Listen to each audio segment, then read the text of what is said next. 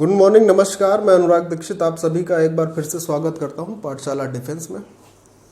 तो चलिए, आज हम लोगों का प्रैक्टिस सेशन है। कल जैसे आपने मैथ्स की क्लास देखी थी, तो आज उसके बाद हम लोग क्लास देखेंगे किसकी, रागा सेक्शन की। ठीक है, तो एक दिन मैथ्स एक दिन रागा, इस प्रकार से हम लोग प्रैक्टिस करते चलेंगे। पेपर के डेट, एग्ज़ाम डेट जो है वो काफ़ी नज़दीक है, ये समझ के चलिए। कभी भी एग्ज़ाम होने की संभावनाएँ हैं, कभी भी डेट आ सकती है, तो अपनी तैयारी को मजबूत रखना है। किसी भी कंडीशन में उस पर कोई ढीला ढाली नहीं करनी है।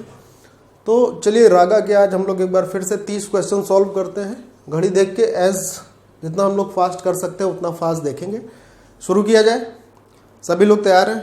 आप लोग, हाँ, एक शिकायत है आप लोगों से, आप लोग क्लास को शेयर नहीं कर रहे हैं, है ना।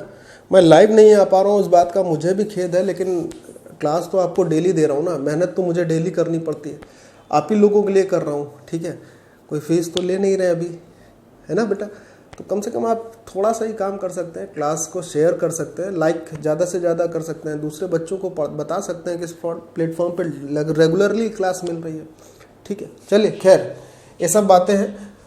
PDF के लिए आप इसका जो चैनल है पाठशाला डिफेंस, उसको ज्वाइन कर सकते हैं, वहाँ पे आपको PDF मिल जाएगी। चलिए, पहला क्वेश्चन देखिए। पहला क्वेश्चन ये कह रहा है कि तुलसीदास ने किसके साम्राज्य में उन्नति की थी। ऑप्शन है सबसे पहला कि जो है औरंगजेब, अकबर, बाबर, अलाउद्दीन खिलजी। तो आप भी यही समझ लो कि तुलसीदास किसके शासन काल में थे। तो भाई ये अकबर के शासन काल में थे, तो राइट आंसर क्या हो जाएगा, तुलसीदास जी ने अकबर के शासन काल में उन्नति की थी। ठीक है, तो राइट आंसर क्या हो जाएगा, बी।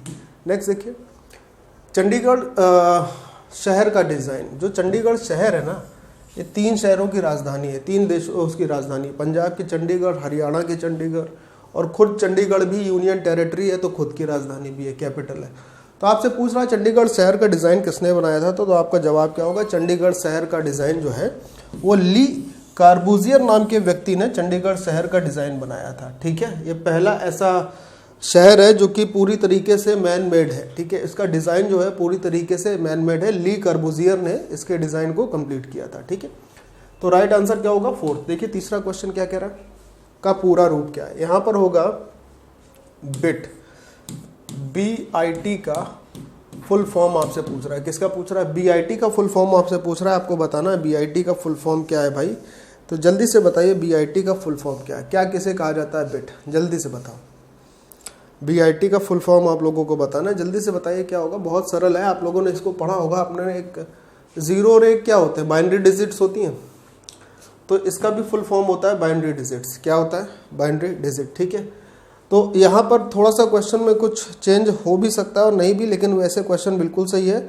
और BIT का जो पूरा फॉर्म होगा उसको क्या कहेंगे, बाइनरी डिजिट। ध्यान रखिएगा, क्योंकि यहाँ BIT लिखा है, बच्चे कंफ्यूज हो जाएंगे, सर अगर इसको देखेंगे तो ये B और D ही है। इसीलिए मैं आपसे कह रहा हूँ कि BIT का फुल फॉर्म अगर बाइनरी डिजिट आपके पास ऑप्शन में है तो आप किसको टिक करोगे, बाइनरी डिजिट को। ठीक है, नेक्स्ट देखिए, 27 जून को क्या मनाया जाता है, कौन सा दिन होता है। मैंने कहा था ना, दिवस से जो मैंने आपको स्ट्रेटेजी बताई थी उसमें मैंने आपसे कहा था कि दिवस वाले से एक क्वेश्चन जरूर आता है। ठीक है, तो आपको बताना 27 जून को कौन सा दिवस मनाया जाता है। 27 जून अभी हाल ही में गया है, 27 जून को विश्व मधुमेह दिवस, इंटरनेशनल डायबिटीज डे मनाया जाता है। ठीक है, अगला सवाल आपके सामने कुछ इस तरीके से, क्वेश्चन देखते रहिए। किसी राज्य की प्रथम महिला मुख्यमंत्री थी। राज्य मतलब जो भारत में जितने भी राज्य हैं, उस राज्य की पहली महिला जो मुख्यमंत्री थी उनका नाम क्या है, सरोजिनी नायडू है, विजयलक्ष्मी पंडित है, सुचेता कृपलानी है, जयललिता जी है। तो बेटा राइट आंसर क्या होगा, सुचेता कृपलानी जी थी जो किसी भी राज्य की पहली महिला मुख्यमंत्री थी। ठीक है, देखिए अगले प्रश्न पर, निम्नलिखित में से चित्रकला के क्षेत्र में कौन प्रसिद्ध है। आपको बताना है कि चित्रकला के क्षेत्र में, यानी चित्र बनाने के क्षेत्र में सबसे ज़्यादा प्रसिद्ध इसमें कौन सा है। तो एक नाम बहुत प्रसिद्ध होता है, राजा रवि वर्मा, ये बहुत अच्छे चित्रकार थे, तो ये चित्रकला के क्षेत्र में बहुत ज़्यादा प्रसिद्ध है। ठीक है, नेक्स्ट देखिए, एक सामान्य मानव शरीर कोशिका में गुणसूत्रों की संख्या कितनी होती है। तो सामान्य मानव के शरीर में जो गुणसूत्र होते हैं, जिसे कहते हैं क्रोमोसोम, ये 23 पेयर होते हैं। 23 pairs of the chromosome existed in the human body. 23 pair का मतलब 46, एक पेयर में 2 चीजें होती हैं। तो राइट आंसर क्या हो जाएगा, ऑप्शन नंबर 4। नेक्स्ट देखिए, ये प्रश्न कह रहा है आकाश में नीला रंग प्रकट होने के साथ संबंधित प्रकाश की परिघटनाएं। मतलब आकाश का जो रंग हमको नीला दिखाई देता है ये किसके कारण दिखाई देता है? ऑप्शन है व्यतिकरण, परावर्तन, अपवर्तन या प्रकीर्णन के कारण। बड़ा सरल क्वेश्चन है। साइंस में, फिजिक्स में काफ़ी बार पढ़ा कि जो आसमान हमको नीला दिखाई देता है ये दिखाई देता है प्रकीर्णन के कारण। किसके कारण दिखाई देता है? प्रकीर्णन के कारण। ये छोटे पर हम लोग लगातार पढ़ते आए हैं, ये फिजिक्स में पढ़ाया जाता था। ठीक है, नेक्स्ट क्वेश्चन देखो भाई। अगला प्रश्न आपके आ गया कि सांडों की लड़ाई का खेल किस देश का राष्ट्रीय खेल है? तो आपको बताना जहाँ बुल फाइटिंग होती है, बुल फाइटिंग सबसे ज़्यादा फेमस कहाँ है? स्पेन में। कहाँ है? बुल फाइटिंग का जो गेम है वो कहाँ का नेशनल गेम है? बुल फाइटिंग जो है स्पेन का नेशनल गेम है। कहाँ का? स्पेन का नेशनल गेम है। राइट आंसर क्या होगा? ऑप्शन नंबर फर्स्ट जो हो जाएगा इस क्वेश्चन का राइट आंसर हो जाएगा। ठीक है, तो सांडों की लड़ाई वाला देश जहाँ का नेशनल गेम है वो क्या है? स्पेन है। नेक्स्ट देखिए, दिलवाड़ा का जैन मंदिर। ठीक है, जैन मंदिर निम्न में से कहाँ पर स्थित है? वो निम्न लिखा है, उसको निम्न देखिएगा। तो आपसे पूछ रहा है जो दिलवाड़ा का जैन मंदिर है वो आपको बताना है कहाँ पर स्थित है। तो भाई बड़ा सरल है, ये सभी ने सुना होगा। राजस्थान में एक जगह है जिसे हम लोग कहते हैं माउंट आबू। तो ये माउंट आबू पर्वत भी है। तो कौन से पर्वत पर? माउंट आबू पर्वत पर दिलवाड़ा का जैन मंदिर स्थित है। तो राइट आंसर क्या होगा बेटा? Option number 4 is the clear answer for this question. बढ़े अगले प्रश्न पर। देखिए अगला क्वेश्चन क्या कह रहा है। किसी संख्या को 36, मैथ्स पर आ गए। किसी संख्या को 36 से भाग देने पर शेषफल 19 आता है, उसी संख्या को 12 से भाग दिया जाए। तो मैंने क्या बताया था? पहले वाले शेषफल को दूसरी वाली संख्या से भाग दे देते हैं। भाग देने पर क्या मिलेगा? शेषफल 7। और यही आपका क्या हो जाएगा? आंसर। इसी तरीके से तेजी से एक बार सवाल अगर आप समझ लें तो उसी को बार बार अप्लाई करते रहिएगा, वही चीज़ें लगती है, कोई एक्स्ट्रा चीज़ नहीं आती। नेक्स्ट क्वेश्चन देखिए क्या कह रहा है। कह रहा है रानी का भार मीना के भार का 25% और तारा के भार का 40% है, तदनुसार तारा के भार का कितना परसेंट मीना के भार के बराबर होगा? जरा देखो, 3 लोग थे, रानी, मीना और तारा। ठीक है, क्या कहता है? रानी का भार मीना के भार का 25% है। 25% का मतलब क्या होता है बेटा? 1/4। तो रानी का भार मीना के भार का 25% है, तो इसका मतलब क्या होगा बेटा? बोलो जल्दी से बोलो। कि रानी का भार अगर 4 मीना के भार का 25%, तो मीना का भार अगर 4 होगा तो रानी का 1 होगा। और रानी का भार अगर अगली लाइन पढ़ो और भार का 25% और तारा के भार का 40% है। अब 40% का मतलब होता है 2/5। इसका मतलब क्या होगा? इसका मतलब ये होगा कि अगर तारा का भार 5 है, रानी का 2 होगा। ठीक, अब जरा देखो, इन सबको बराबर करने की बारी आ गई। बराबर कैसे करोगे? देखो यहाँ पे जो चीज़ें नहीं लिखी हैं ऊपर, पहले तो करो 1 का नीचे वाली लाइन में गुणा। 1 दूनी 2, 1 पंजे 5। अब 2 का ऊपर वाली लाइन में करो तो 2 1 कम 2 रहेगा, 2 चौको 8 ही हो जाएगा। ठीक है, यानी रानी, मीना और तारा के जो भारों का अनुपात है वो क्या क्या आ गया? 2:8:5। ठीक है, इतनी बात तो क्लियर हो गई। अब आगे पूछ रहा है तारा के भार का कितना प्रतिशत? तारा का भार कितना आ रहा है? 5। इसके भार का कितना प्रतिशत? हमें नहीं पता था, हमें वही निकालना। हमने लिख लिया इसके भार का x%। मीना के भार के बराबर है। मीना का भार कितना है? 8। ये बराबर होगा 8 के। तो देखो 5 से 20 बार कटा, 20 × 8 क्या हो जाएगा? 160% होगा उसके बराबर। तो राइट आंसर भी क्या हो जाएगा बेटा? 160%। यानी कि ऑप्शन नंबर ए जो हो जाएगा वो क्लियर आंसर हो जाएगा। बोलो ठीक है, समझ आया? किसी को कोई दिक्कत तो नहीं है ना इस सवाल में? बोलिए फटाक से बोलिए। चलिए अगले क्वेश्चन पर देखता हूँ। ए तथा बी की आय का अनुपात इतना है और उनके व्यय का अनुपात इतना है। यदि दोनों में से प्रत्येक इतने की बचत करता है तो ए की आय क्या होगी? देखो ए और बी, आय का अनुपात क्या है? 2 और 3। कह रहा है व्यय का अनुपात क्या है? 1:2। प्रत्येक कितने की बचत कर रहा है? 24,000 की। मतलब ये भी 24,000 रुपये बचा रहा है और ये बाबूजी भी कितने रुपए बचा रहे हैं? 24,000। यानी ए भी 24,000 बचाता है, बी भी। ये इनकम होगी, ये उनका खर्च यानी एक्सपेंडिचर होगा और ये उनकी सेविंग है। ठीक है, ये सेविंग मतलब बचत है। बोलो ठीक है, इतनी बात। इतना अभी हमने सिर्फ क्वेश्चन लिखा है और कुछ भी नहीं किया है। ठीक है, ये सिर्फ क्या लिखा गया है? क्वेश्चन। अब आपसे पूछ रहा है, आपको बताना क्या है? कह रहा है ए की आय ज्ञात करो। तो भाई ए की आय ज्ञात करना कोई कठिन बात तो होगी नहीं। बोलो हाँ या ना, बोलो हाँ या ना। अब देखो जरा, ए की आय अगर ज्ञात करनी तो ऑप्शन आपके पास क्या क्या है? 24,000, 72,000, 19,200, 48,000। अब आपको अगर ए की आय ज्ञात करनी तो कैसे ज्ञात करोगे? देखो, जब कभी भी क्वेश्चन में दिखे कि दोनों बराबर सेविंग कर रहे हैं और यहाँ पर इन दोनों के खर्च और इनकम का जो अंतर है वो एक बराबर हो, जैसे यहाँ पे भी एक अंतर आ रहा है, यहाँ पे भी एक अंतर आ रहा है, आपको करना क्या होगा? सिर्फ क्रॉस मल्टीप्लाई कर दो। 2 दूनी 4, 3 एकम 3, 4 और 3 का अंतर क्या होगा बेटा 1 होगा। यानी आप ये कह सकते हो 1 बराबर 24,000 है, यानी जो सेविंग है वो इसके बराबर कर दोगे तो 1 का मान क्या आ गया 24,000। अब आपसे क्या पूछ रहा था, ए की इनकम क्या होगी। ए की इनकम का अनुपात कितना है 2, अगर 1 का मान 24,000 है तो 2 का मान बेटा कितना होगा, ये तो कोई भी बता देगा, बड़ा सरल है कि 48,000 हो जाएगी ए की इनकम। तो ऑप्शन नंबर कौन सा आंसर हो जाएगा, फोर्थ आंसर हो जाएगा किस क्वेश्चन का, ये जो आपके सामने है, यानी कि जो पूछा था ए की इनकम कितनी हो जाएगी 48,000। चलिए देखिए अगला प्रश्न कहता है 25 लीटर के एक मिश्रण में अम्ल और पानी का अनुपात 4:1 है। यदि उस मिश्रण में से 3 लीटर अतिरिक्त पानी मिला दिया जाए तो तदनुसार अम्ल और पानी का नए मिश्रण में अनुपात क्या होगा। देखो भाई 25 लीटर का मिश्रण था, एसिड एंड वाटर, 4 और 1 का अनुपात था, यानी 4 और 1 5 का मान है 25, तो 1 का मान होगा 5 लीटर। बोलो ठीक है।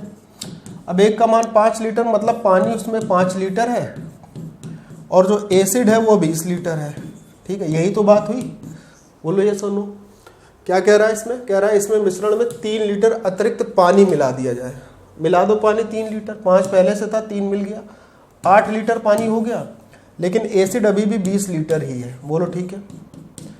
क्या कह रहा था, कह रहा था नए मिश्रण में अनुपात क्या होगा अम्ल और पानी का। 20 और 8 का अनुपात देखिए, 4 पंचे 20 और 4 दूनी 8, क्या अनुपात मिलेगा 5:2। तो ऑप्शन नंबर कौन सा आंसर हो जाएगा, पहला। कितना सरल था, कोई कठिन है क्या इसमें, बोलिए है कोई कठिन, नहीं है। नेक्स्ट देखें, बहुत बढ़िया। अगला प्रश्न देखिए क्या कह रहा है। एक दुकानदार एक वस्तु की कीमत 500 रुपये अंकित करता है, उस पर वो एक खरीदार को कुछ छूट भी देता है। तदनुसार वो खरीदार 500 रुपये लेकर 10% विक्रय 500 रुपये देकर 10% विक्रय कर भी अदा करता है। अतः उस वस्तु की कीमत पर दी गई छूट क्या है, आपको बताना है वस्तु की कीमत पर छूट क्या होगी। देखो ये क्वेश्चन थोड़ा सा अच्छा है, इस पर आपको ध्यान देना होगा। ठीक है, वस्तु की कीमत अब 500 रुपये अंकित करता है, तो अंकित करने का मतलब क्या है, उस वस्तु का मार्क प्राइस जो है वो है 500 रुपये। ठीक है, अब क्या कह रहा है, कह रहा है उस पर एक खरीदार को कुछ छूट भी मिलती है। छूट मतलब कुछ डिस्काउंट मिलता है इसी 500 रुपये पर।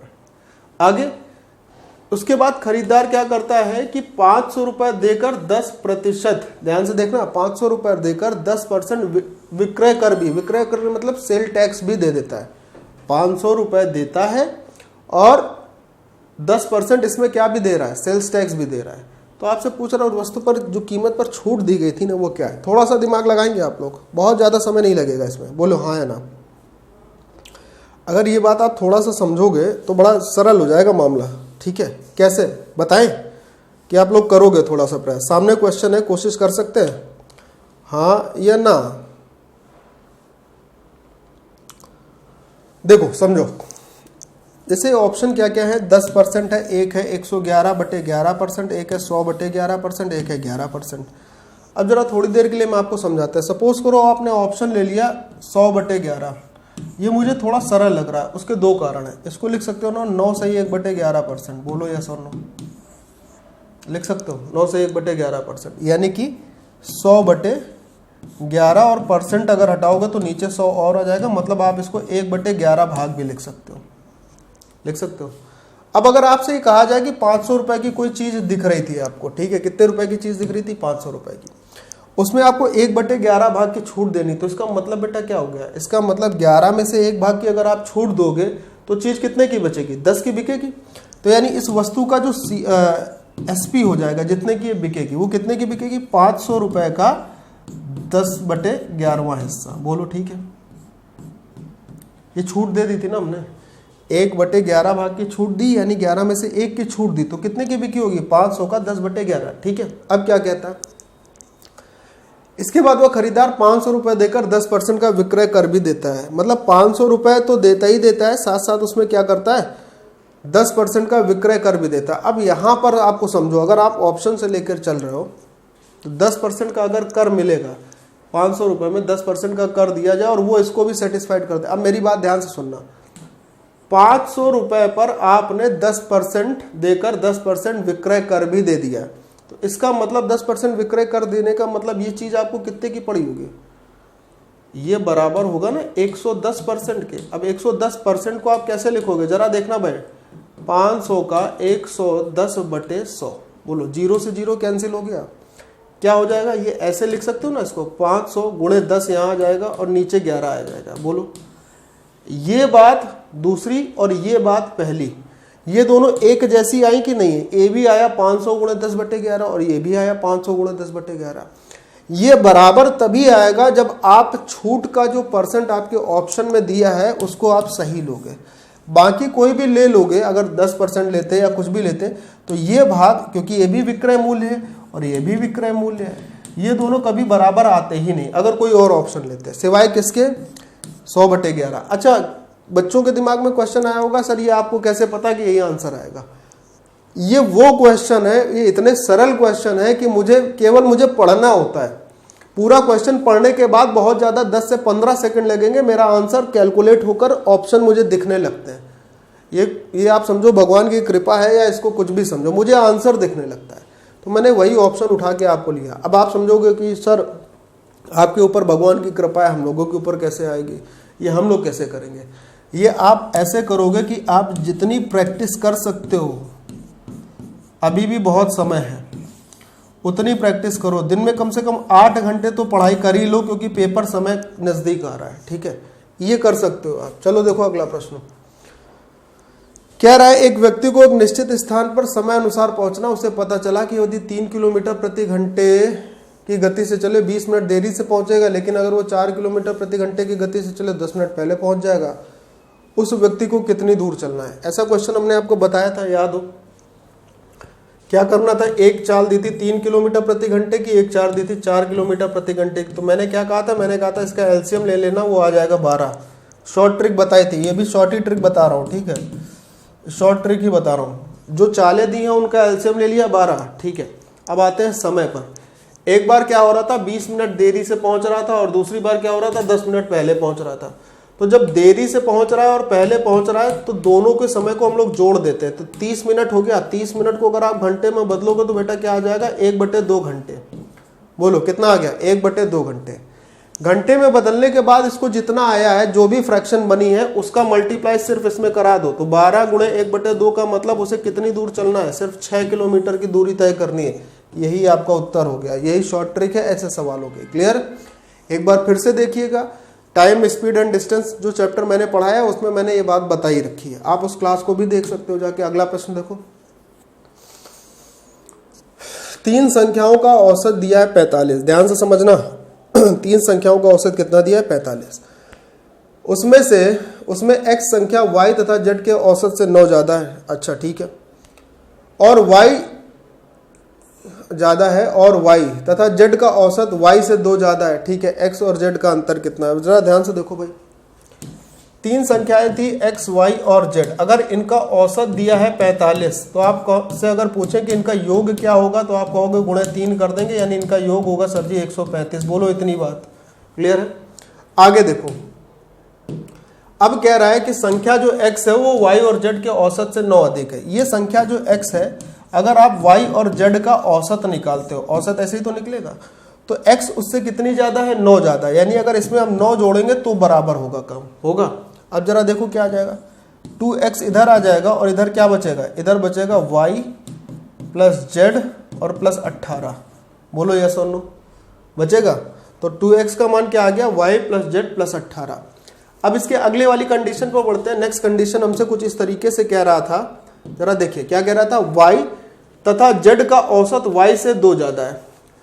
y और z का जो औसत है, इसका जो औसत है ये किससे 2 ज्यादा है, ये y से ही 2 ज्यादा है। मतलब ये ऑलरेडी 2 ज्यादा, तो यहाँ 2 से जोड़ देंगे, काम बराबर हो जाएगा। अब यहाँ से देखो y प्लस z कितना आ रहा है, y प्लस z आ जाएगा 2y प्लस 4। अगर यहाँ से y प्लस z निकालो तो कितना आएगा, यहाँ से y प्लस z निकालो तो आएगा 2x माइनस 18 बराबर y प्लस z। और यहाँ से y प्लस z ये आया है, तो दोनों की वैल्यू को उठा के बराबर कर दो यहाँ पर। ठीक है, तो देखो ये क्या हो गया, 2x माइनस 18, और यहाँ से क्या मिला 2y प्लस 4। आपसे पूछ रहा था x और z का अंतर पूछा है। ठीक है, 2y प्लस 4। देखो भैया 18 उधर जाके जुड़ा तो क्या हो गया 22। अब यहाँ से क्या मिलेगा, 2 कॉमन हो जाएगा, x माइनस वाई। अब x माइनस वाई का मान आ गया 11, x माइनस वाई आ गया आपके पास 11, सॉरी y आ गया 11। अब आपसे पूछ रहा था x और y का अंतर नहीं पूछ रहा था, आपसे अंतर पूछ रहा था किसका किसका, x और z का। x माइनस वाई आ गया आपके पास। अब देखो कितना सरल हो गया सवाल। देखो y और किसका अंतर पूछ रहा है, y और x और z का। तो x और z किसमें है, x और z इसमें है ना, और x और z अगर इसमें है तो यहां से x का मान निकालेंगे तो क्या आ जाएगा, x का मान आ जाएगा y प्लस 11। क्या आ जाएगा, y प्लस 11। ठीक है, तो y प्लस 11 यहां पर रख दो, x का मान y प्लस 11, तो y प्लस z का अंतर आ जाएगा। Okay, y plus z, x और z का अंतर है, y का मान x माइनस 11। कोई दिक्कत नहीं, जरा देखो यहां से अगर आप y का मान निकालोगे तो ये y का मान आ जाएगा 11 माइनस एक्स। क्या आ जाएगा, 11 माइनस एक्स। यहाँ पे रख दो, आंसर आ जाएगा y का मान 11 माइनस एक्स प्लस जेड, और 2y ये 11 माइनस एक्स प्लस 4। ठीक है, क्या बनेगा, 11 माइनस एक्स प्लस जेड ये हो गया, और यहाँ पर हो गया 11 दूनी 22 माइनस 2x प्लस ये क्या था, y था कि 4 था, 4 था। ठीक है, ये था 4। ठीक, अब जरा देखिए ये 2x जब इधर आएगा तो प्लस का हो जाएगा। ठीक, अच्छा ये z बचा है, और ये 11 जब उधर घटेगा तो सिर्फ 11 बचेगा, और यहाँ पे आप सिर्फ क्या बचा है, x ये हो गया, ये प्लस z आया। ठीक है, और इधर क्या बचा, प्लस का 4। x प्लस z का मान आ गया 15। ठीक है, x प्लस z का मान आ गया 15। आपसे पूछ रहा था x और z का अंतर। लो भाई हो गया सवाल, x प्लस z का मान 15 हो गया, x प्लस z का मान यहाँ रख के y का आ जाएगा, और y जब वहाँ रखोगे तो इसका मान आ जाएगा कितना, x प्लस z 15, 3 135 20 7 आ जाएगा। कितना आ जाएगा, 7। ठीक है, तो यहाँ तक आपके पास हो गया।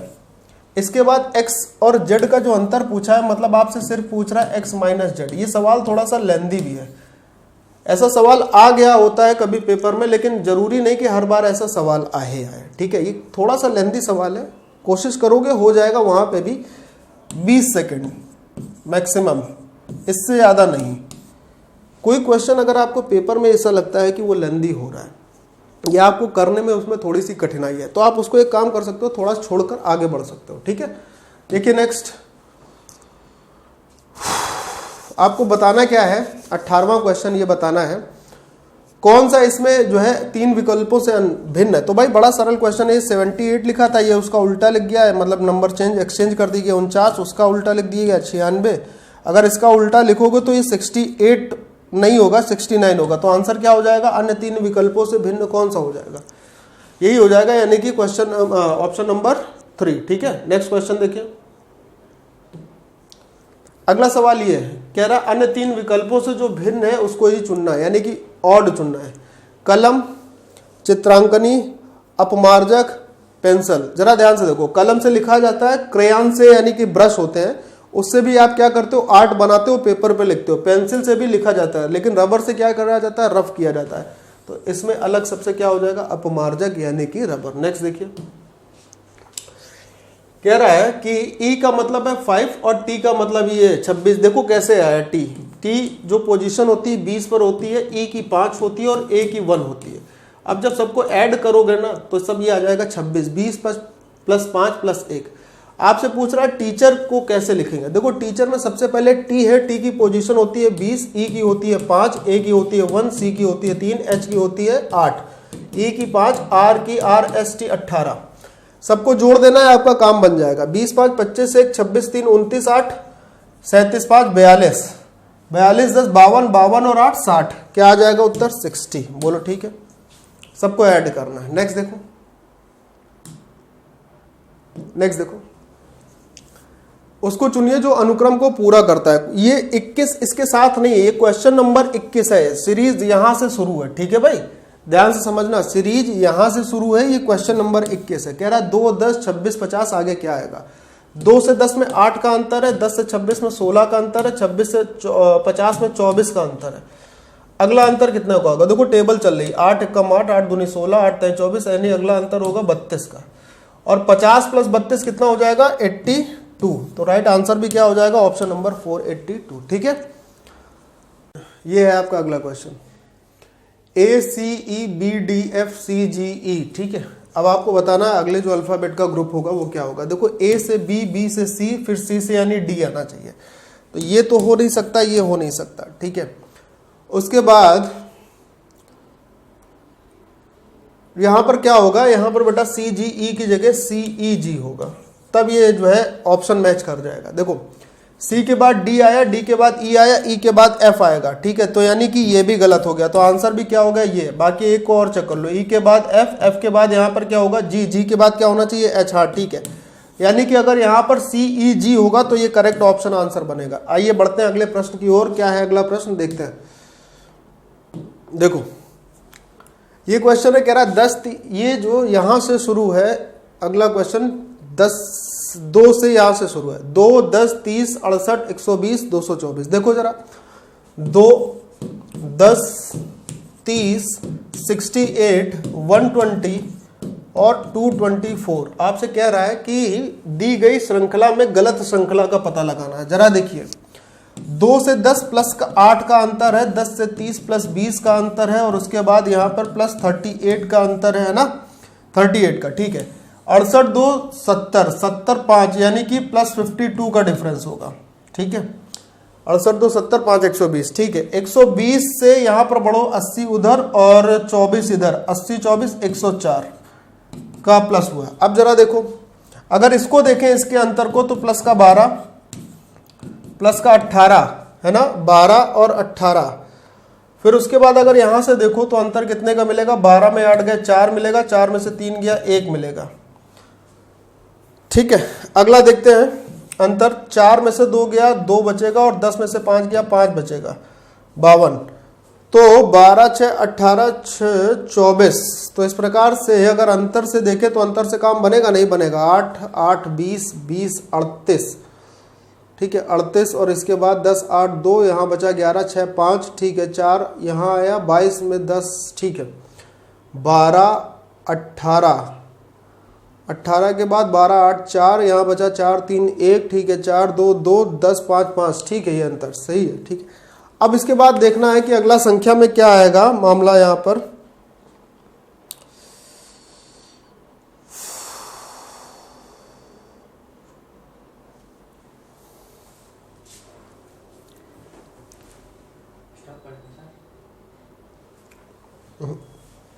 आठ, 20, 38, 52, 104।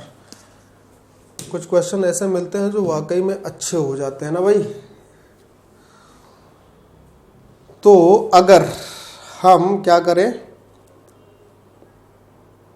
12, 18, 24 होता है यहाँ पर, तो 24 होने का मतलब 10 ज़्यादा होता तो यहाँ 62 होता, और अगर यहाँ 62 होता, ठीक है, हो गया। देखो 12 प्लस 6 18, 18 प्लस 6 24, यानी कि यहाँ 24 होता। अगर ये डिफरेंस आता यहाँ पर, ये गलत होता, तो इसके हिसाब से ये गलत होता, और अगर यहाँ पर ये गलती होती तो उसके हिसाब से ये 120 गलत हो जाता। राइट आंसर क्या होगा 120। अब अगर किसी को ये जानना है कि 120 की जगह क्या आएगा, तो 120 की जगह आएगा 100, देखो 24 होना चाहिए था यहाँ पर, 12, 6, 18, 6, 24, यानी कितना ज्यादा होना चाहिए था 10। तो अगर यहाँ 10 ज्यादा होता तो यहाँ भी 10 ज्यादा होता, तो यहाँ भी 10 ज्यादा होता, यानी इसकी जगह होता क्या 130। ये होगा राइट आंसर, ठीक है, यानी कि ऑप्शन नंबर सेकंड।